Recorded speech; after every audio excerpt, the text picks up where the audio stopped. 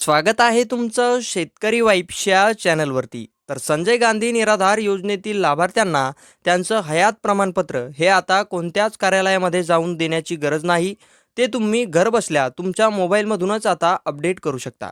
यासाठी BSA ही प्रणाली शासनाकडून तयार करण्यात आलेली आहे आणि यास मान्यता देणारा GR देखील आलेला आहे. तर या GRमधून आपण पाहणार आहोत या प्रणालीवरती तुम्हाला प्रमाणपत्र हे कसं अपलोड करायचं आहे याविषयीची सविस्तर माहिती. त्यामुळे हा व्हिडिओ शेवटपर्यंत नक्की पहा आणि माहिती आवडल्यास आपल्या चॅनलला सबस्क्राईब करून या व्हिडिओला एक लाईक नक्की करा. तर तुम्ही पाहू शकता या प्रणालीस मान्यता देणारा हा GR आहे आणि या GRचा विषय तुम्ही येथे पाहू शकता. सामाजिक न्याय व विशेष सहाय्य विभागाअंतर्गत विशेष सहाय्य योजनेतील लाभार्थ्यांना बेनिफिशरी सत्यापन ॲपद्वारे हयात प्रमाणपत्र सादर करण्याबाबत अशा प्रकारचा हा विषय या GRचा आहे. त्यानंतर तुम्ही पाहू शकता हा GR दिनांक 7 मे 2026 रोजी शासनाने प्रसिद्ध केलेला आहे. त्यानंतर येथे प्रस्तावना व या प्रस्तावनेनंतर आपण डायरेक्टली शासन निर्णय हा पाहूया की ज्यामधून या ॲपसाठी मान्यता मिळालेली आहे. त्यामध्ये शासन निर्णय केंद्र शासनाने केंद्र पुरस्कृत योजनेतील लाभार्थ्यांना हयात प्रमाणपत्र मोबाईल ॲपद्वारे सादर करता यावे याकरिता BSA बेनिफिशरी सत्यापन ॲप ही ऑनलाईन प्रणाली विकसित केलेली आहे. त्या अनुषंगाने केंद्र पुरस्कृत योजनेतील लाभार्थ्यांना BSA या प्रणालीद्वारे सहजरित्या लाभ घेणे शक्य आहे. त्या अनुषंगाने केंद्र शासनाच्या धर्तीवर राज्यात राज्य पुरस्कृत संजय गांधी निराधार अनुदान योजना व श्रावणबाळ सेवा राज्य निवृत्तीवेतन योजना याच योजनेतील पात्र लाभार्थ्यांकरिता BSA या प्रणालीचा वापर करून हयात प्रमाणपत्र हे ऑनलाईन पद्धतीने सादर करण्यास याद्वारे शासन मान्यता देण्यात येत आहे.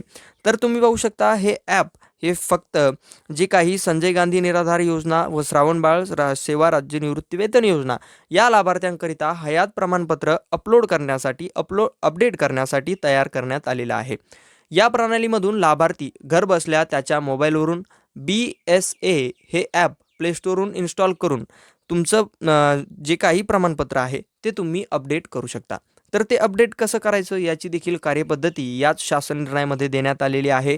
आपण ती देखील पाहणार आहोत व त्याचबरोबर या मोबाईल ॲपवरून तुम्ही प्रमाणपत्र अपडेट करण्यासाठी शासन पातळीवरील कोणकोणत्या कर्मचाऱ्यांची मदत घेऊ शकता याची देखील माहिती येथे आहे.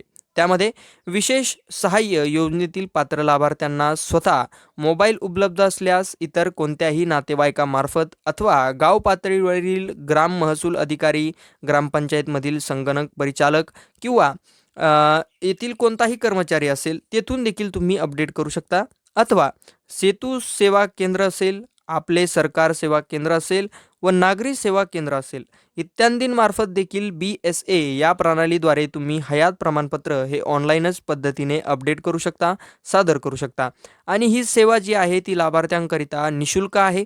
तथापि जर लाभार्थ्याने सदर सेवा सेतू केंद्र असेल, आपले सरकार सेवा केंद्र असेल किंवा नागरी सेवा केंद्र असेल यामधून जर हे अपडेट केलं तर त्याबाबतचे किमान फक्त ₹50 इतके सेवा शुल्क हे फक्त लाभार्थ्याने त्या ऑपरेटरला द्यायचे आहेत. त्याच्याहून जास्त कुणीही शुल्क हे त्यासाठी द्यायचं नाही. अशा काही प्रकारची देखील मान्यता यामध्ये आहे.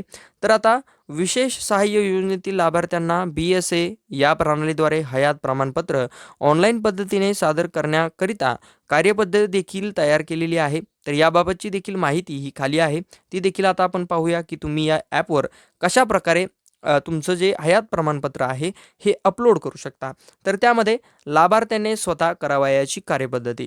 तर प्रथमतः लाभार्थ्याने वापरकर्त्याने मोबाईलद्वारे गुगल प्ले स्टोअरवरून iOS वरून BSA म्हणजेच बेनिफिशरी सत्यापन ॲप तसेच आधार फेस RD हे जे ॲप आहे हे 2 ॲप तुम्हाला डाउनलोड करायचे आहेत. डाउनलोड केल्याच्या नंतर BSA बेनिफिशरी सत्यापन ॲप मध्ये लाभार्थ्याने वापरकर्त्याने भाषा निवडून प्रोसीड फॉर डिव्हाइस रजिस्ट्रेशन येथे क्लिक करून आधार क्रमांक व मोबाईल नंबरद्वारे नोंदणी करायची आहे. त्यानंतर वापरकर्त्याने नोंदणी केल्यानंतर डिव्हाइस रजिस्ट्रेशन प्रत्यक्ष लाभार्थ्याचा आधार क्रमांक व मोबाईल नंबर याद्वारे नोंदणी करायची आहे. त्यानंतर लाभार्थ्याने ज्या योजनेचा लाभ जो लाभार्थी आहे ज्या योजनेचा लाभ तुम्ही घेत आहात त्या योजनेची केंद्र व राज्य पुरस्कृत निवड करून बेनिफिशरी व्हेरिफिकेशन हा पर्याय निवडायचा आहे. निवडल्याच्या नंतर आधार क्रमांक व उपलब्ध मोबाईल नमूद करून सबमिट बटनावर क्लिक करायचं आहे व त्यानंतर OTP सादर करून चेहरा ओळख म्हणजेच फेस कॅप्चर जी तुमची KYC आहे, जी तुम्ही डोळे उघडझाप करून करतात ती करायची आहे, किंवा बोटांच्या ठशाद्वारे म्हणजेच जे फिंगर जे आहे त्याच्याद्वारे देखील पडताळणीचा पर्याय हा देखील तुम्हाला देण्यात आलेला आहे. तुम्ही फेस RDs करा म्हणजे फेस कॅप्चर करून देखील तुम्ही करू शकता आणि फिंगर हे 2 ऑप्शन यासाठी दिलेले आहेत. त्यानंतर निवडलेल्या पर्यायाच्या आधारे हयात प्रमाणपत्र मिळणे कामी वरील पर्याय निवडल्यानुसार बोटाचे ठसे किंवा चेहरा पडताळणी करावा व वरील सर्व प्रक्रिया पूर्ण केल्यानंतर हयात प्रमाणपत्र डाउनलोड करावे. तर अशा काही प्रकारे डाउनलोड करून तुम्हाला हे या ॲपवरती अपलोड करायचं आहे. अशा प्रकारची काही माहिती यामध्ये देण्यात आलेली आहे. तर हे ॲप प्ले स्टोअरवरती उपलब्ध आहे. याच्यावरून तुम्ही अपलोड करून अशा काही प्रकारच्या स्टेप्स फॉलो करून तुमचं जे प्रमाणपत्र आहे ते तुम्ही या प्रणालीवरती अपडेट करू शकता, अपलोड करू शकता. तर ही होती या प्रकारची सविस्तर माहिती व आता याच प्रकारची काही जनजागृती असेल व इतरही काही माहिती असेल यामध्ये देण्यात आलेली आहे. यासाठी घेण्यात आलेल्या बैठका असतील व त्याचबरोबर याची क्षेत्रीय स्तरावर यंत्रणेचा वापर असेल, प्रशिक्षण असेल, त्याचबरोबर मुख्य जबाबदाऱ्या असतील, मास्टर ट्रेनच्या नियुक्त्या असतील, अशा काही प्रकारची माहिती खालील शासन निर्णयामध्ये देण्यात आलेली आहे. जी की महत्त्वाची माहिती होती शासन निर्णयामधील लाभार्थ्यांसाठीची विकसित करण्यात आलेली प्रणाली, या प्रणालीवरती रजिस्ट्रेशन कसं करायचं, जो काही प्रमाणपत्र आहे तो अपलोड कसा करायचा, डाउनलोड कसा करायचा, याविषयीची जी कार्यपद्धती होती त्याची माहिती येथे त्यांनी आपल्याला अशा काही प्रकारे दिलेली आहे.